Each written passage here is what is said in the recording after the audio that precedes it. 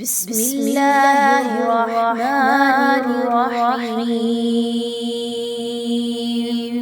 السلام علیکم ورحمۃ اللہ وبرکاتہ۔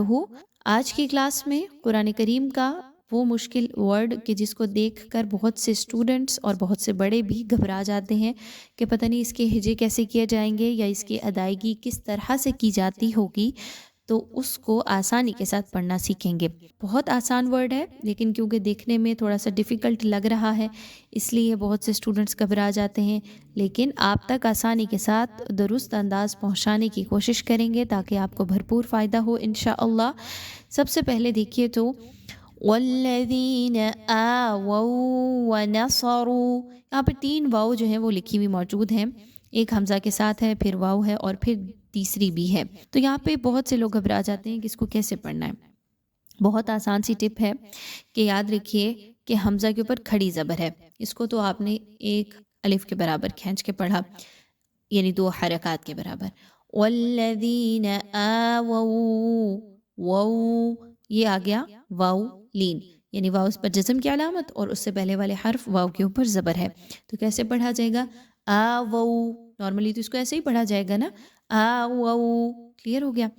آگے واو کے اوپر تشدید ہے، تو ہم نے کیا سیکھا ہوا ہے کہ جس حرف کے اوپر تشدید ہو وہ وہاں پر 2 بار آتا ہے، تو آپ نے اس کو پچھلی واو کے ساتھ یعنی پچھلے لیٹر کی حرکت کے ساتھ ملا کر پڑھنا ہے۔ تو پیچھے کون سے لیٹر کے اوپر حرکت ہے؟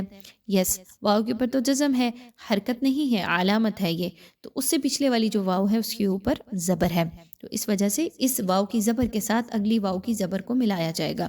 تو کیسے پڑھا جائے گا؟ مضبوطی کے ساتھ، آووا ونصروا، آووا ونصروا، کلیئر ہو گیا۔ اور رو کے اوپر مد موجود ہے تو اس کو کھینچ کے پڑھیے، اور صاد کے مخرج کو بڑا کلیئر پڑھیے۔ تو کیسے یہ پورا ورڈ پڑھا جائے گا؟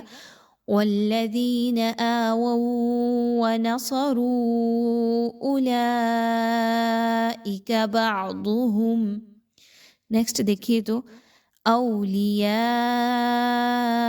بعض، اولیاء بعض، یہاں پہ دیکھیں تو یا کے اوپر مد موجود ہے، اور او کی حرکت کو بہت سے لوگ کلیئر نہیں پڑھتے، اس کو بہت سے لوگ مجہول پڑھتے ہیں، اولیاء، یہ غلط ہے، اولیاء، اولیاء، کلیئر پڑھیے۔ اور نیکسٹ جو ہے وہ عین پر جزم کی علامت ہے، تو اس کو کیسے پڑھا جائے گا؟ اولیاء بعض۔